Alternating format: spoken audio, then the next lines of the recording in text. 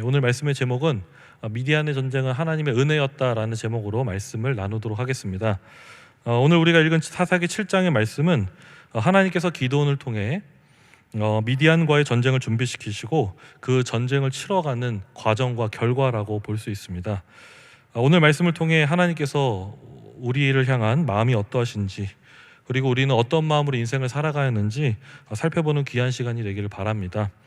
기드온과 함께 있었던 이스라엘 4개의 지파 사람들이 이방 민족이었던 미디안과의 전쟁을 하기에 앞서서 모두 앞에 32,000명이 하롯셈 곁에 있었다고 성경은 증언합니다.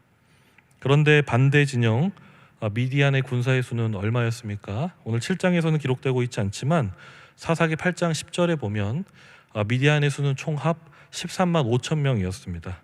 그리고 그들은 이스라엘 골짜기에 모여 진치고 있었던 것이죠.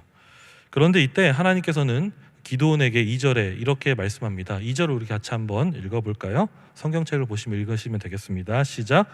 여호와께서 기드온에게 이르시되 너를 따르는 백성이 너무 많은즉 내가 그들의 손에 미디안 사람을 넘겨주지 아니하리니 이는 이스라엘이 나를 거슬러 스스로 자랑하기를 내 손이 나를 구원하였다 할까 함이니라.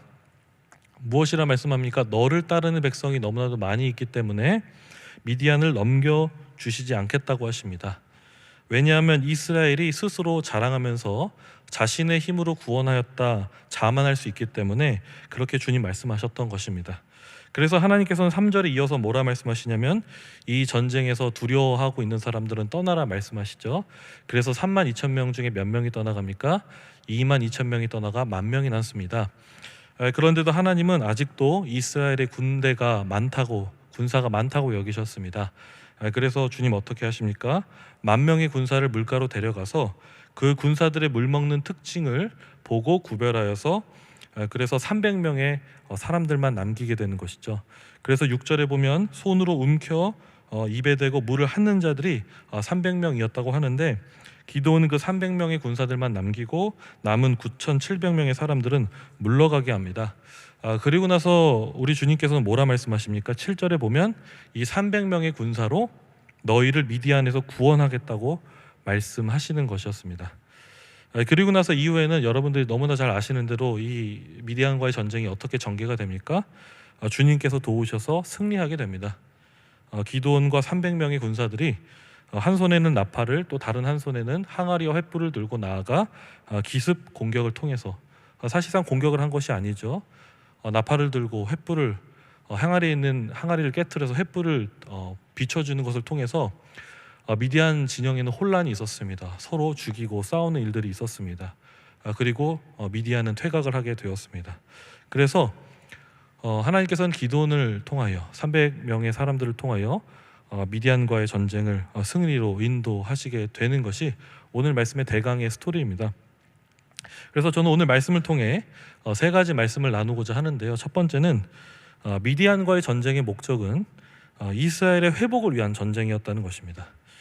여러분, 왜 하나님께서는 왜 이스라엘의 그 32,000명에 있는 군사를 더 더하시지 않고 왜 더 빼셔서 300명의 군사로만 미디안과의 전쟁을 치르도록 하셨을까요? 그렇지 않습니까? 사실 싸움이 되려면, 전쟁이 되려면 같은 수가 있어줘야 어느 정도 대결이 되지 않겠습니까? 그런데 32,000명밖에 없었습니다. 4분의 1밖에 되지 않는 군사들이었던 것이죠.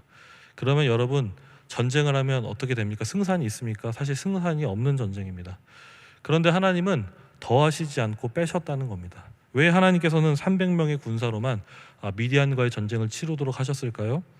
이미 앞서 살펴본 대로 우리 주님께서는 2절에 이스라엘이 스스로의 힘으로 이겼다고 자랑할까 봐 숫자를 줄이도록 하셨습니다. 그런데 여기서 우리가 한 가지 기억할 것이 있다면 이 말씀은 단지 하나님께서 이스라엘에게 단지 교만하지 않도록 예방하기 위해서 하신 말씀이 아니라는 겁니다. 하나님의 능력이 얼마나 대단하신지를 알려주는 목적만을 가지고 말씀하신 사실이 아니라는 것입니다.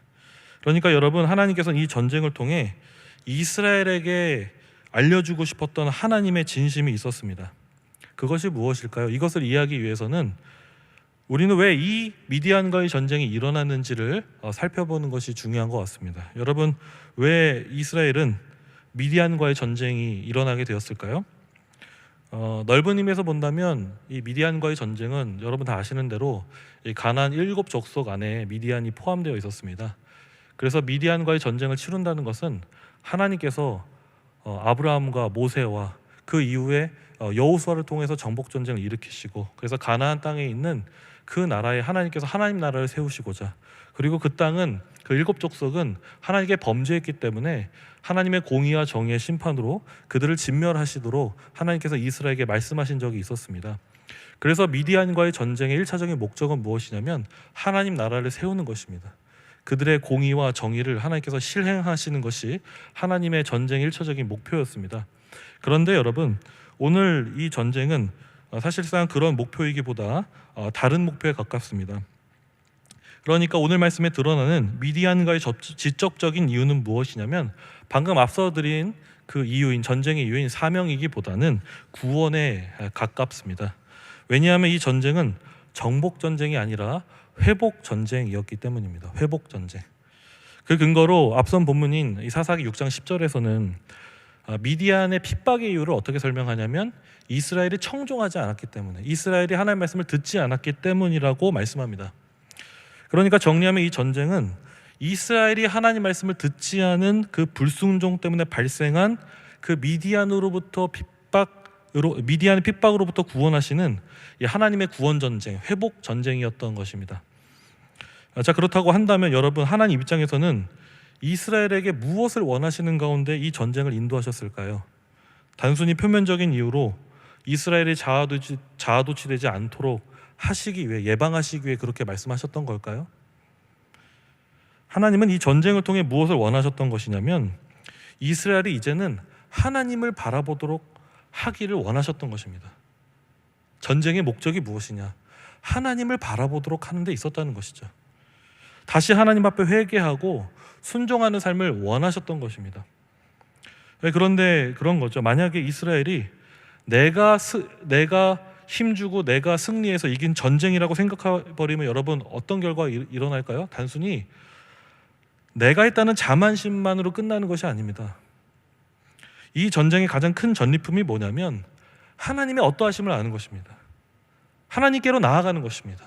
하나님의 은혜를 깨닫는 것입니다. 그런데 내가 했다고 되어지면 여러분, 무슨 문제가 발생합니까? 하나님 그 사랑을 알지 못하게 되는 겁니다. 하나님께 순종하지 않는, 여전히 타락한 삶의 결과로 이어질 수가 있었던 것이죠.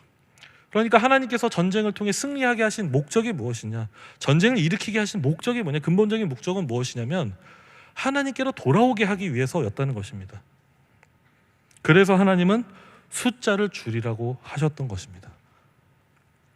그러므로 저는 가장 먼저 오늘 말씀을 바라보면서 여러분, 하나님께서는 때로 우리 인생 가운데 우리의 예상과 다르게 말씀하시거나 또 우리 삶을 예상과 다르게 인도하실 때가 있는 것 같습니다.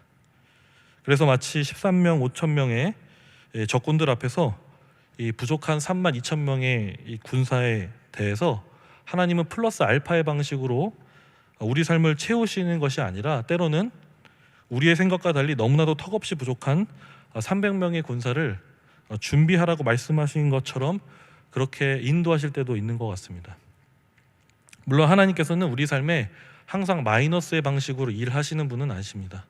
하나님은 때로 우리에게 전혀 우리의 내세울 만한 자격도 없고 칭찬받은 일을 한 것이 거의 없지만 한편으로 하나님께서 채우시는 플러스의 하나님을 바라보면서 우리는 하나님께 더 나아가는 그런 은혜 현장들을 보게 되기도 합니다.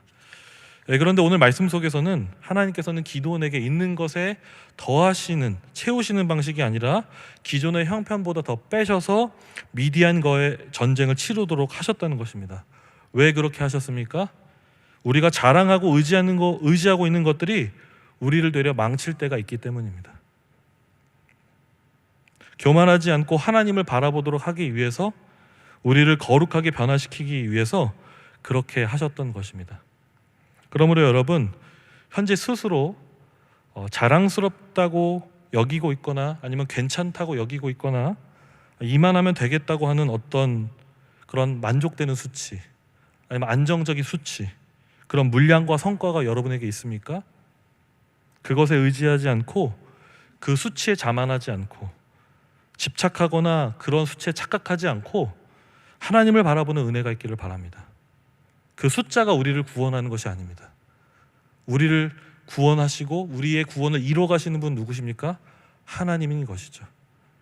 그래서 하나님은 플러스의 방식으로, 또 마이너스의 방식으로 일하실 때가 있습니다. 특별히 오늘 말씀에서 하나님께서 마이너스로 일하셨습니다. 왜 그러셨습니까? 우리로 하여금 하나님을 바라보도록 하기 위해서였다는 것이죠. 그리고 혹시 우리 삶 가운데 무언가 마이너스가 되어지는 것처럼 여겨지면서 혹시 걱정하거나 두려워하고 계십니까? 하나님께서는 저와 여러분에게 망하게 하기 위해서 마이너스의 삶을 허락하신 것이 아닙니다. 우리가 의지하고 있는 그 무엇이 아니라 하나님을 바라보시도록 우리의 힘을 빼시는 하나님의 계획일 수도 있는 것이죠. 그러면 우리 삶 가운데 벌어지고 있는 어떤 상황들과 그 모든 영적 전쟁들 가운데 하나님께서 우리에게 허락하신 이런 마이너스 일들은 무엇이냐? 바로 회복을 위한 전쟁임을 기억하는 은혜가 있기를 바랍니다. 다음 두 번째, 미디안과의 전쟁은 하나님의 사랑과 은혜 가운데 치루어진 전쟁이었다는 것입니다. 앞선 사사기 6장 1절에 보면 이스라엘은 7년간 미디안 손에 넘겨졌다고 합니다. 미디안 손에 넘겨졌다고 하는 것은 그 7년 동안 이스라엘이 하나님 앞에 범죄했다는 것을 뜻하는 것이 아닙니다. 이미 7년 동안 그 미디안과의 그런 손에 넘겨지기 전부터 오랫동안 이스라엘은 하나님 앞에 범죄했다는 것을 뜻하는 것이죠. 그래서 하나님께서는 이스라엘을 가만히 둘 수 없었기 때문에 미디안 손에 7년 동안 넘기셨던 것이었습니다. 어떻게 넘기셨습니까? 미디안이 이스라엘을 직접적으로 통치하지는 않았지만 주로 경제적인 착취로 7년 동안 괴롭혀 왔습니다. 그래서 지난주 황재원 목사님 통해서 우리가 말씀을 다 들었지만 잠시 정리해 보면 이때 미디안의 괴롭힘이 얼마나 심했는지 사사기 6장은 크게 두 가지로 설명하는데요. 하나는 이스라엘이 미디안의 괴롭힘을 피하기 위해서 산과 웅덩이와 굴과 산성에서 피해서 살면서 그렇게 살았다고 증언합니다. 그만큼 미디안의 핍박이 심했다는 것이죠. 그리고 이스라엘이 파종할 때면 미디안만 온 것이 아니라 아말렉과 또 동방 사람들과 연합하여서 이스라엘을 공격하기 일쑤였습니다. 그러니까 밥 먹고 살려고 할 만할 때 미디안이 어떻게 한 것입니까? 그들의 모든 양식을 빼앗아 간 것입니다. 그들의 모든 짐승을 다 탈취했다고 성경은 증언하고 있습니다. 그래서 이스라엘은 6장에 어떤 상태가 되어져 버렸냐? 이스라엘은 육체적으로, 정신적으로, 그다음 물질적으로 모든 것이 엉망이 되어져 버렸던 것입니다. 그래서 이스라엘은 어떻게 합니까? 하나님께 부르짖기 시작합니다. 그래서 6장 6절에 보면 제가 읽겠습니다. 이스라엘이 미디안으로 말미암아 궁핍함이 심한지라 이에 이스라엘 자손이 여호와께 부르짖었더라. 그런데 여러분 여기서 그 이스라엘의 그 핍박과 환난 속에서 이스라엘이 부르짖었다고 하는데요. 여러분 이스라엘의 이 부르짖음이 회개의 부르짖음이었을까요? 아니면 여러분 자신의 처지와 연민의 구렁텅이 속에 나온 절망과 절규이기만 했을까요? 여러분 후자에 가깝습니다. 이것은 회개의 부르짖음이 아니라 후회의 부르짖음이었던 것입니다. 이것을 우리가 어떻게 할 수 있냐면 이 부르짖음 다음에 어떤 일이 일어나게 되냐면 6장 8절에서 선지자를 하나님께서 보내시는데 만약 이스라엘이 회개함으로 하나님께 부르짖었던 것이라면 하나님은 선지자를 보내서 말씀하실 이유가 없습니다. 왜냐하면 보통 사사기에 등장하는 이스라엘의 구원의 패턴은 이스라엘이 범죄하면 어떻게 하십니까? 하나님께서 심판하십니다. 그러면 또 어떻게 합니까? 이스라엘이 회개합니다. 그리고 하나님께서 회복하게 하십니다. 그리고 또 이스라엘은 범죄합니다. 그런데 지금 이 사사기의 보통의 이 구원의 패턴은 무엇이냐면 범죄, 심판, 회개, 구원, 다시 범죄 이런 식의 패턴이 반복되었던 시대가 바로 사사시대였는데 그런데 기드온 때에는 좀 다른 패턴이 발생됩니다. 그것은 뭐냐면 하나님께서 심판 다음에 이스라엘이 회개했던 것이 아니라 심판 다음에 회개하기 전에 무슨 일이 일어나냐면 선지자를 보낸 일이 일어납니다. 그 전까지는 선지자를 보낸 일이 없었습니다. 그런데 기드온 때에 하나님께서 선지자를 보내는 말씀이 6장 8절에 나타나게 되는 것이죠. 여러분, 이것을 어떻게 이해해야 될까요? 학자들마다 견해 차이가 좀 있긴 하지만 여러분, 이것은 사실상 사사를 보내시기 전에 선지자를 보내서 이스라엘로 하여금 죄를 깨닫게 하신 것이었습니다. 여러분, 죄를 깨달아야 회개할 것 아니겠습니까? 죄를 알아야 우리의 문제가 무엇인지를 알고 수술을 할 것 아니겠습니까? 그런데 지금 이스라엘은 죄에 대해서 사실상 무지했던 것입니다. 상황이 힘들다고만 부르짖었던 이스라엘에게 하나님은 선지자를 보내셔서 그들의 문제가 무엇인지 가르쳐주고 계셨던 겁니다. 마치 밧세바를 범한 다윗에게 나단 선지자를 보내 죄를 깨닫게 했던 것처럼 하나님은 선지자를 보내서 6장 8절에 선지자를 보내시고 6장 10절에 뭐라 말씀하시냐면 그들이 하나님의 말씀을 청종하지 않았다고 죄를 지적하고 계셨습니다. 그래서 오늘 이 사사기에 드러난 이 선지자 이 사건을 바라보면서 뉴욕 리디머 장로교회의 담임 목사이자 외면 교수였던 팀 케일러 목사님 같은 경우에도 이 기드온 시대 이스라엘 영적 상태에 대해서 어떻게 표현하냐면 이스라엘의 부르짖음은 회개가 아니라 후회였다고 합니다. 후회. 죄를 지은 것에 따라오는 실패와 어려움으로 이스라엘이 후회는 했습니다. 그러나 정작 하나님을 바라보며 살아가는 참된 회개는 하지 않는 그런 상태였다는 것이죠. 그런데 제가 왜 이런 말씀을 좀 드리게 되냐면 이런 이스라엘의 영적 무지의 상태, 회개하지 않은 상태에도 불구하고 하나님은 참으시고 하나님은 이스라엘을 멸망하시지 않으셨다는 것입니다. 그리고 그 다음 하나님께서 어떻게 하시냐면 6장에 부족하고 연약한 기드온을 선택하십니다. 그리고 나서 그 기드온을 통해 어떻게 하십니까? 이스라엘을 구원하도록 기드온을 설득해 가시는 게 바로 6장의 내용입니다. 그리고 나서 그 다음 7장에서는 하나님께서 어떻게 하십니까? 그 설득한 기드온을 통하여서 전쟁을 일으키시고 승리하시는 것이죠. 자, 그렇다면 여러분 여기서 이런 질문을 드려봅니다. 하나님은 왜 이스라엘을 참으셨을까요? 하나님은 왜 선지자를 보내셨고 왜 기드온을 보내셨으며 왜 기드온을 설득하셨을까요? 또 동시에 하나님은 왜 이들을 위해 전쟁을 일으키셔서 승리하게 하셨을까요? 이스라엘을 향한 하나님의 마음은 언제나 동일했기 때문입니다. 그 마음은 무엇입니까? 하나님은 이스라엘을 열렬히 사랑하셨던 것입니다. 이스라엘을 사랑하셔서 죄인인 그들을 구원하시고 그래서 하나님의 사랑을 깨닫게 하시고 하나님을 바라보도록 하기 위해서 이 전쟁을 일으켰던 것입니다. 그러니까 이 전쟁은 죄인들을 여전히 사랑하시는 하나님의 은혜의 전쟁이었습니다. 그래서 우리는 이 미디안과의 전쟁을 어떻게 오해서는 안 되냐면 마치 300명이 13만 5천 명을 이겼다는 영웅적인 어떤 다이내감으로 이해해서는 안 됩니다. 그렇게만 이해해서 안 된다는 것이죠. 아니면 전쟁의 이 피비린내 나는 이 전쟁의 이 속에서 허우적거리며 이 7장을 바라보아서는 안 된다는 것입니다. 왜냐하면 이 전쟁은 기드온의 영웅적인 일대기가 아니라 하나님의 사랑 스토리이기 때문입니다.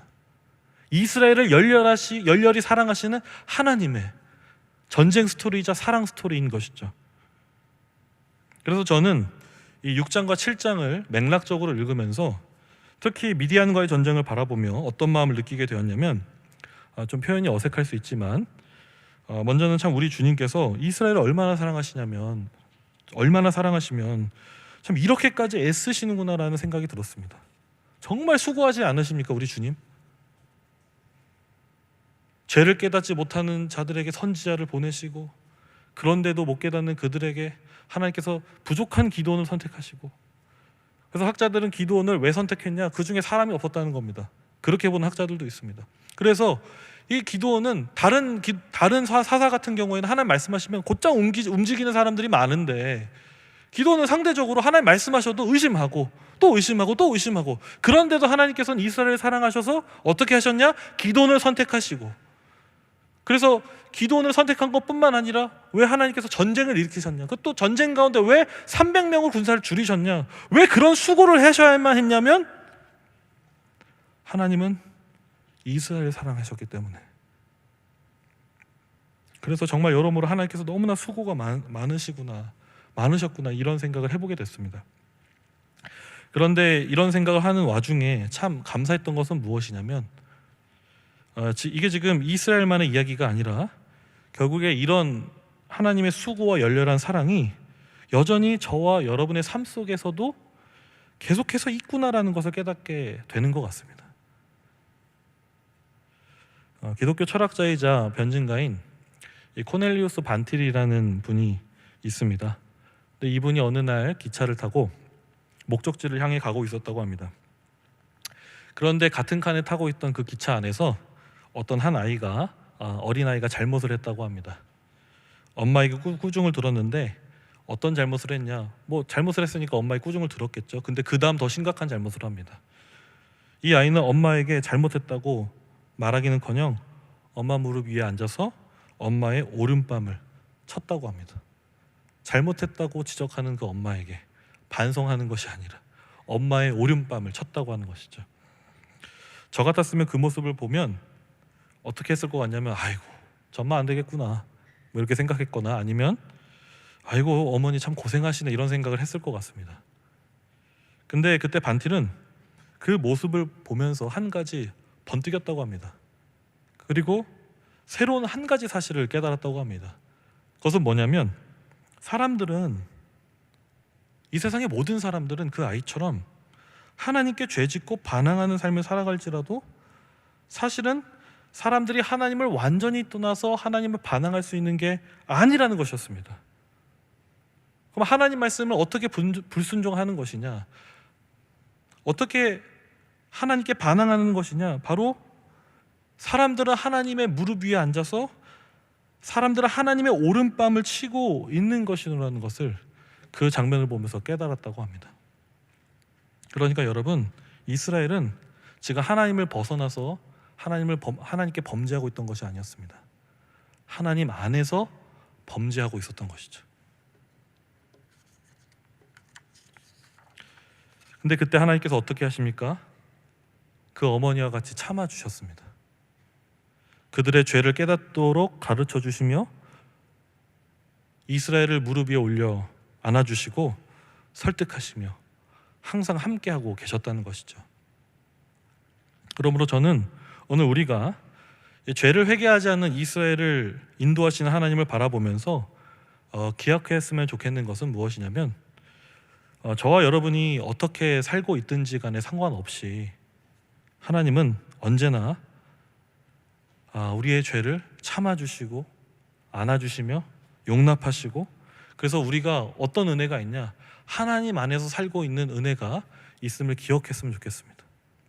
그리고 우리 주변에 있는 모든 사람들도 결국에 다 하나님 안에서 살고 있는 것입니다. 왜 이런 말씀을 드리냐면 예수님을 믿지만 어떤 분들이 참 그러시는 걸 제가 의외로 많이 봤습니다. 자신이 하나님께 죄를 많이 졌기 때문에, 아니면 뭐 교회 안에 있든 밖에 있든 상관없이 죄 짓는 자신의 모습을 바라보면서 하나님께 나아가기도 어렵고 하나님께서 자신을 사랑하지 않을 거야 라고 하면서 암묵적으로 이미 하나님께 그렇게 단정짓고 나아가지 못하는, 또 그렇게 살고 계시는 분들이 참 많은 것을 바라보게 됩니다. 그러나 여러분, 설령 우리가 하나님의 뺨을 때릴지라도 그것은 하나님 무릎 위에 앉아 그분의 뺨을 때리고 있는 것입니다. 하나님 안에 있기 때문에 그렇게 할 수가 있는 것이죠.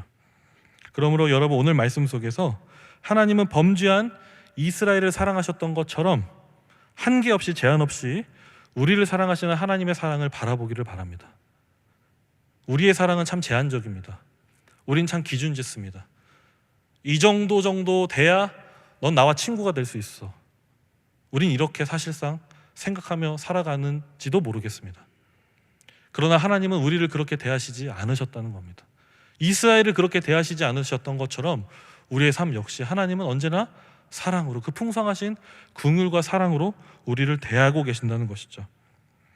그래서 오늘 말씀뿐만 아니라 성경은 수없이 범죄한 자들을 향한 하나님의 열렬한 사랑 스토리로 가득 차 있는데, 그 뜨거운 사랑이 특별히 어디에 드러나 있습니까? 그리스도 예수 안에 있습니다. 그래서 여전히 저와 여러분의 죄가 주홍같이 붉을지라도 동일하게 저와 여러분을 사랑하시는 그리스도의 사랑을 기억하는 은혜가 있기를 바랍니다. 마지막 세 번째, 하나님께서는 기드온의 약점을 통해 일하셨다는 것입니다. 기드온은 미디안과의 전쟁에서 크게 두 가지 약점이 드러납니다. 첫 번째는 두려움이라는 약점입니다. 기드온은 300명의 군사로 13만 5천 명을 상대해야만 했습니다. 처음부터 기드온이 미디안의 군사의 수를 헤아릴 수는 없었겠지만 미디안은 이미 그들 위에 군림하고 있었고 핍박하고 있었습니다. 그리고 미디안의 수는 한눈으로 보아도 정확한 수를 헤아릴 수는 없었겠지만 이스라엘 수보다 훨씬 압도하고 있었음을 알고 있었을 것입니다. 그래서 분명 하나님께서는 기드온에게 군사의 수를 줄이라고 하셨지만 기드온에게 있었던 실제적인 문제는 이것이었습니다. 과연 하나님께서 약속하신 대로 미디안과의 전쟁에서 이 300명의 사람으로 승리할 수 있을 것인지에 대한 의문이 그에게 있었던 것입니다. 두려움이 그에게 있었던 것이죠. 그래서 하나님께서는 어떻게 하십니까? 그 기드온이 두려워하는 줄 아시고 10절에 불화와 함께 내려가라고 하십니다. 두려워하는 줄 아시고 불화를 붙여주십니다. 이미 하나님께서는 기드온이 두려워하는 줄 아시고 그의 연약함과 함께 할 동역자를 붙여주셨던 것입니다. 그래서 기드온은 어떻게 합니까? 하나님의 말씀대로 불화와 함께 미디안의 진영에 내려갑니다. 그 다음 기드온의 두 번째 약점은 하나님 말씀에 신뢰하지 않음이었습니다. 하나님 말씀에 의심했다는 사실입니다. 만약 기드온이 하나님 말씀을 완전히 신뢰했다면 여러분, 기드온은 하나님께서 가르쳐주신 이 8절의 전략대로 미디안 진영에 들어가서 전쟁을 치렀을 것입니다. 그러니까 8절이 뭐라 말씀합니까? 결국에는 그 300명의 군사들을 데리고 가서 미디안 진영에 들어가, 한 손에는 나팔을 들고 한 손에는 항아리 횃불을 들고 들어가서 가라, 기습 공격을 해라, 이 말씀 아닙니까? 여러분, 하나님 말씀하시면 그 말씀이 맞습니까? 틀립니까? 맞습니다. 그러면 그 말씀이 맞으면 그 말씀을 붙잡고 순종하면 됩니다. 그런데 기드온이 어땠습니까? 두려워했다는 것입니다. 왜 두려웠을까요? 계산해서 두려웠을까요? 아니면 답이 없어서 두려웠을까요? 어쨌든 기드온은 두려워했습니다. 하나님 말씀에 완벽하게 신뢰할 수 없었던 것이었습니다. 그래서 기드온은 전쟁에 승리할 것에 대한 확신이 부족했던 것이죠. 그래서 하나님은 어떤 은혜를 주십니까? 기드온 그 미디안 진영에 들어가서 불화와 함께 그 미디안 진영에 들어가서 15절에 보면 적군이 이 보리떡 꿈을 꾸게 해서, 이 적군이 결국에는 이스라엘 때문에 패배하게 될 것이라는 그 꿈과 해몽하는 말을 듣게 하십니다. 그래서 기드온은 어떻게 합니까? 그리고 나서야 하나님 말씀을 확신하게 됩니다. 하나님 말씀하실 때는 확신하지 못했는데 하나님께서 어떤 상황을 보여주시고 난 다음에 기드온은 하나님 말씀에 확신하게 되었다는 겁니다. 그러니까 여러분, 하나님은 어떻게 일하셨습니까? 기드온의 연약함 가운데 하나님께서는 다시 말씀으로 일하셨습니다. 그리고 기드온으로 하여금 그 말씀을 붙잡도록 도우셔서 기드온으로 하여금 승리를 도모하게 하셨다는 것입니다. 사실 이런 상황 속에서 이런 기드온 때문에 어떤 학자들은 기드온을 믿음 없는 사람으로, 연약한 사람으로 간주하거나 사사 중에서도 삼손보다는 그대로 낫지만 다른 사사들보다는 약체로 평가하기도 합니다. 왜 하나님 말씀하는데 즉각적으로 순종하지 않고 뭔가 자꾸 하나님께 표징을 보여달라고 하는 이런 모습이 기드온에게 나타나기 때문이죠. 근데 어떤 의미에서는 그 학자들의 얘기가 틀린 것이 아닌 것 같습니다. 기도는 연약합니다. 분명 기도는 두려워했고 하나님 말씀에 대한 확신이 부족한 연약한 사람은 분명합니다. 그러나 오늘 우리 삶 가운데 이런 연약한 기도를 통해서도 배울 점이 있는 것 같습니다. 그것은 뭐냐면 기도는 그 연약함 때문에 그래서 하나님을 붙잡았다는 겁니다. 그 연약함 때문에 하나님의 말씀을 또한 다시 붙잡았다는 사실입니다. 그러니까 기도원에게 연약함이란 그 연약함마저도 하나님 말씀을 붙잡도록 하는 실제적인 문제이자 강력한 동기가 되었다는 겁니다. 여러분, 우리는 우리의 연약함을 만날 때, 어떤 문제를 만날 때 하나님 앞에 엎어져야 됩니다. 그렇죠. 우리는 하나님 앞에 엎어져야 됩니다. 연약하기 때문에 하나님 앞에 엎어져야 합니다. 기도는 그랬습니다. 그런데 때로 우리는 어떤 삶을 살아갑니까? 연약하기 때문에 하나님 앞에 엎어지지 않습니다. 그러나 기도는 어땠습니까? 연약하기 때문에 하나님 말씀하신 그 사실을 다시 한번 붙잡고 그 말씀을 확신하여서 나아갔다는 것입니다. 하나님은 그 기도원을 설득하시고 맞춤으로 설득하시고, 그래서 기도원은 그 하나님 말씀에 붙잡고 나아갔다는 것이죠. 그러므로 저는 여기서 이런 말씀 드리고 싶습니다. 여러분, 우리 중에 연약함을 느끼지 않는 사람은 아무도 없는 것 같습니다. 그래서 때때로 우리 삶에 느끼는 연약함들이 누구에게나 있는 것 같습니다. 물론 그 연약함이 무엇인지 따져본다면 아마도 사람마다 다 다를 것 같습니다. 그래서 각자에게 물어보면 또 때로는 내 연약함은 이것이야 라고 단정 짓기가 참 어려운 것들도 있는 것 같습니다. 그러나 우리는 두려움을 느낍니다. 연약함을 느낍니다. 그러나 오늘 말씀을 통해 우리가 기억하기를 바라는 것은 기도원에게 있어서 연약함은 다시 하나님 말씀을 붙잡는 귀한 동기가 되었다는 것입니다.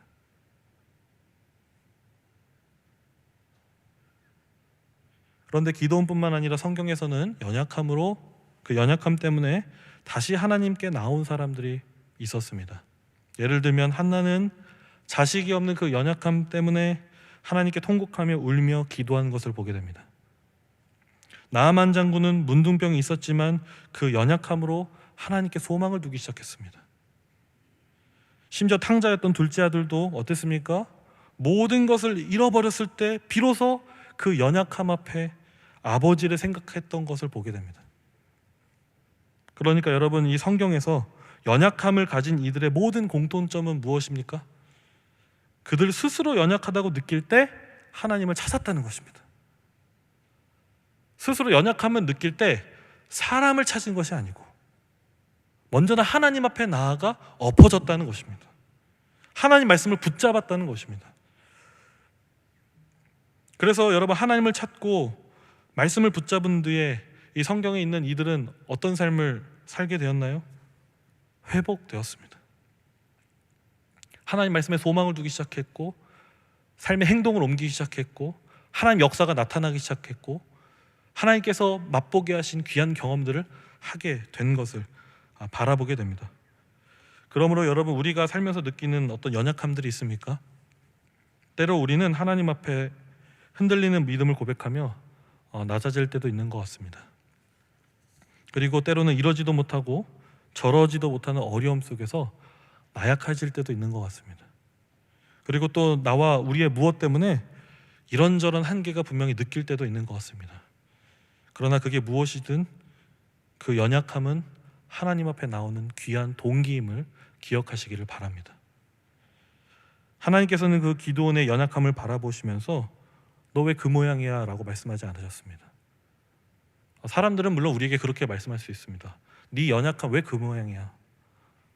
너 때문에 내가 피해보잖아. 이렇게 얘기할 수도 있습니다. 그러나 하나님은 그 기도원의 연약함을 바라보면서 너 왜 그 모양이야? 라고 말씀하지 않으셨다는 것입니다. 오히려 하나님은 그 연약함을 들고서 당신 앞에 나오기를 원하시고 기도원은 그렇게 나아갔다는 것입니다.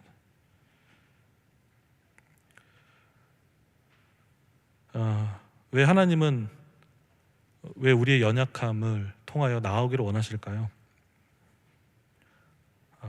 하나님께서는 우리의 연약함을 사용하셔서 하나님께로 나오시고 하나님의 은혜를 경험하도록 허락하시기 위해서 그 연약함을 우리에게 때로 허락하신 것 같습니다.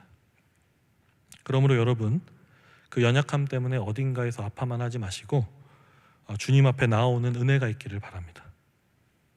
연약하다고 느끼는 그때 주님께서 우리에게 은혜를 주시려나 보다 라고 생각하시고, 그래서 주님 앞에 나오는 은혜가 우리 모든 성도님들에게 있기를 간절히 소망합니다. 이제 말씀 맺겠습니다. 첫 번째, 하나님은 이스라엘의 수를 줄이셨던 것처럼 우리 삶에 더하실 때도 있고 빼실 때도 있습니다. 어떠한 삶에도 우리를 향한 하나님의 사랑을 기억하셔서 우리와 함께 하시며 거룩하게 하시는 하나님을 바라보는 은혜가 있기를 바랍니다. 두 번째, 하나님은 범죄하지 않은, 특별히 아직 회개하지 않은 이스라엘을 위해 사랑하시고 전쟁을 치르시며 이기게 하신 것을 바라보게 됩니다. 그러므로 저와 여러분이 그 죄가 주홍같이 붉을지라도 그리스도 안에서 저와 여러분을 사랑하는 은혜가 있음을 여전히 기억하셔서 그분의 풍성한 사랑을 깨닫는, 오늘 말씀을 통하여 그 사랑을 깨닫는 은혜가 있기를 바랍니다. 마지막으로 기드온의 연약함은 마치 우리의 연약함이기도 한 것 같습니다. 하나님 말씀하셨지만 그 말씀을 믿지 못하는, 그 말씀대로 살지 못하는 연약함이 우리에게도 있는 것 같습니다. 그러나 저와 여러분의 연약함이 곧 주님 앞에 나오는 동기가 되기를 바랍니다.